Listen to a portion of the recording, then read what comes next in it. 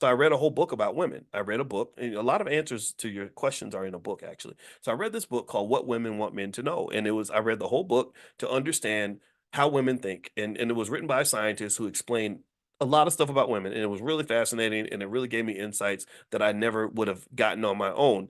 And then also I was like, oh, one day I'll make more money. When I make more money, then it'll be easy to, it'll be easy to attract a woman at that point because I'll have plenty of money and all that. And then of course there's like the other stuff, like just working on yourself so you're not a terrible person. And I kind of feel like in general there's not enough discussion about that. I think that there's a lot of complaining. And the thing about markets is that markets don't respond to your complaints. Markets don't care if you think something's unfair or if you think it's fair or unfair. Markets just give you what you're worth.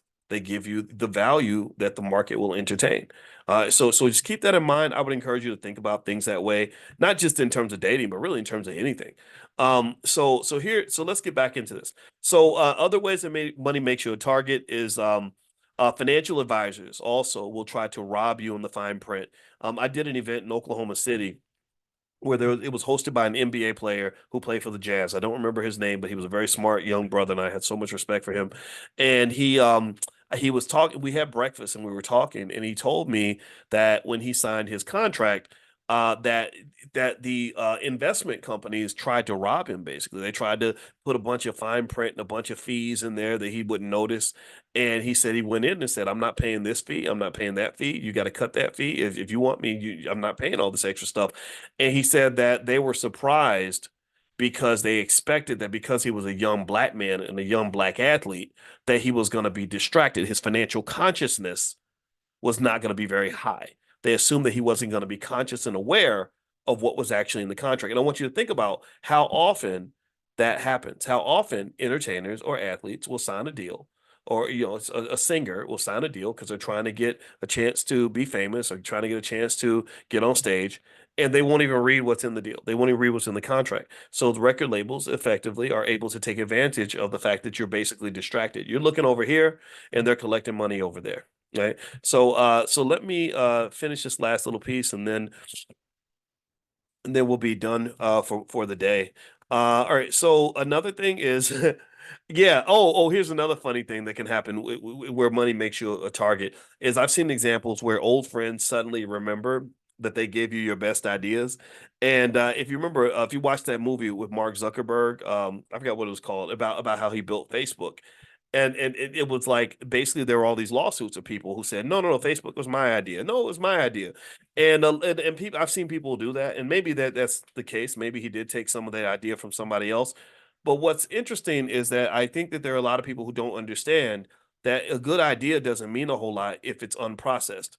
A good idea is literally basically something that is, you know, worthless until you pour into it. It's like having a piece of land where you didn't plant any crops on it, you didn't develop the land, you didn't do anything with the land. And so a big mistake I've seen people make with as entrepreneurs and wealth builders is believing that coming up with the idea is the same as actually executing the idea. And that just couldn't be further from the truth. And so if somebody comes to you trying to invest with you and or if someone comes to me and they're trying to get me to invest with them and they say, I've got this great idea, they don't understand that in the back of my mind, I'm saying, okay. Now, if you say, I've got this great idea that I've been developing for the last 7 years, then I'm like, oh, how's it going? Tell me more about it. But if you say, I've got this great idea, that's just an idea. That means it tells me nothing about your ability to execute the idea. It tells me nothing about your commitment to focusing on building the idea.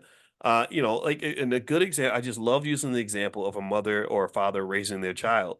Your child was an idea at one point. They became a concept, right? There's a baby coming, right? And that idea was developed into a human being who comes out of the womb. You nurtured this human being for many, many months. They come out of the womb. You feed this baby every single day, and you pour a couple 100,000 hours into the development of this person. That's far more than an idea. They started as a concept, but they became something real. And so business is the same way.